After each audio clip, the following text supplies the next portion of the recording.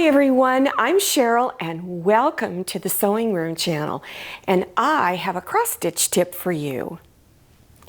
I'm going to give you some suggestions on how to go about centering words, letters, phrases on a project that you might be creating. You might be creating just a phrase and you're not sure how to go about getting it centered. This is one of my books that demonstrates lettering. This is kind of my go-to book. I use this one a lot, and it's Alphabets to Stitch. And I'll have a link for this down below in your YouTube screen in the description section. So you scroll down, click on Show More or the down arrow, and there will be a link on Amazon. For this demonstration, I've selected this particular letter pattern. And the reason why I selected it is I wanted to use multiple colors in my letters. And this one has it all set up for you to use 3 different colors. And so the bottom part is a darker color, then the middle part is another color, and the top is more. Now I want to stitch out the phrase happy fall. Because the word happy has 2 P's in it and fall has 2 L's, I'm going to make 2 copies of this. So I'll put this in my photocopier printer and make 2 copies. Now, if you have a hard time reading this and you have an enlarge option on your copier, then you can also enlarge these letters. Here are my 2 copies that I made, and I've already cut the letters out. But I wanted to point something out to you. When you're cutting the letters, I recommend you cut out 1 space on each side, and then at least 2 or 3 lines on the top and the bottom. So now take some paper and draw 2 straight lines on the paper and place the word, your first word that you want on the top row, right on the line. So you're placing the bottom of the letter on the line. Then place them to where they're 1 space apart. Now you can place them farther apart if you like, but you're going to need at least 1. Then I scotch taped all of it down. Then I placed the letter fall down here, but I didn't tape it down first because I needed to know where it was going to go.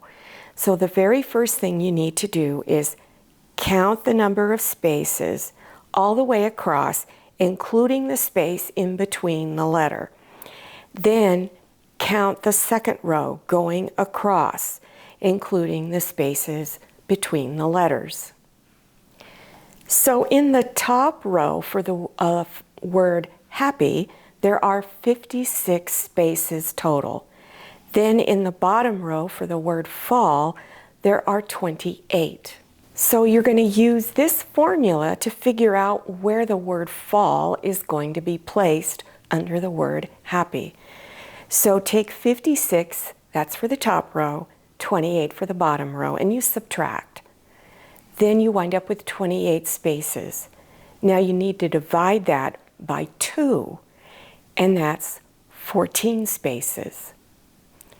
So from the left side, you're going to count over 14 spaces, and that's right here. So you would place the letter F right on or underneath where the A starts. Then place the other letters 1 space apart, and then tape them down.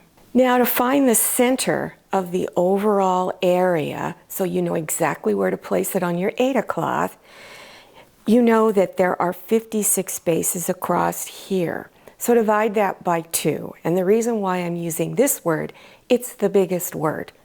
So you want to divide it by 2, and you go over 28 spaces.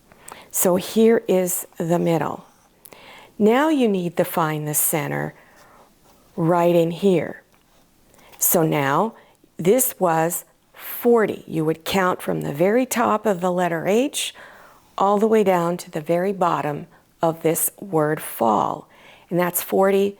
Count that or divide that by 2, and that's 20.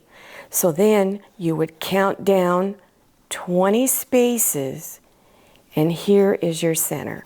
It's right there, just where the P, the bottom of the P starts. This is my Aida cloth, and to mark the center, I like to use a fabric marking pin, and so that's how I put a little dot there. Now don't worry if it's going to show.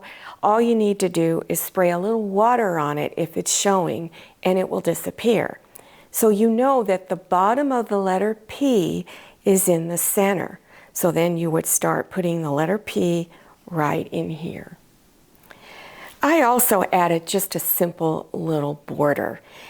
After I was done, I cut it down to 5 by 7 inches. So 7 this way and 5 that way. Then I took a straight pin and pulled some of the threads out to make this fringe. It's 3/4 of an inch wide on all 4 sides. I'm going to quickly do a demonstration on what I'm doing with my Happy Fall phrase. This is a palette plank from Walmart. You can find it in the craft department. It's already pre-stained. It's 12 inches this way and 5.5 inches this way. Turn the Aida cloth over so that you see the back side. Then taking any craft glue of your choice, put just a small bead of glue just on the inside of the fringe. Then place it on the right-hand side of the plank. Then select any artificial flowers or leaves of your choice, and I purchased these from Dollar Tree. I used a wire cutter to cut the leaves off. Then use a hot glue gun to begin placing the foliage down at the lower left-hand side. And you want to layer your leaves and flowers. Now to place all of these items on this plank only took 5, 6, 7 minutes. It's really, really easy. So you can see what you can do with fall lettering. You can create all kinds of unique sayings and build wall hangings. I hope you enjoyed this cross-stitch tip. If you are interested in other cross-stitch tips, there will be a link below in the description section. Remember, you just scroll down, click on Show More, or the down arrow. Those tips will also help you to know what you need to do to get started doing cross-stitch projects.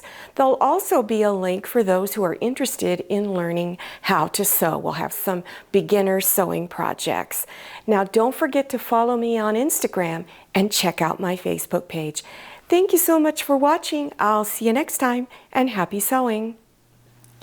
If you like the Sewing Room channel, one of the best ways to show your support is to subscribe by clicking on that red subscribe button and give this video a thumbs up. And don't forget to click on share to share this video with your friends. And make sure you click on the bell so you receive notifications for all my new videos.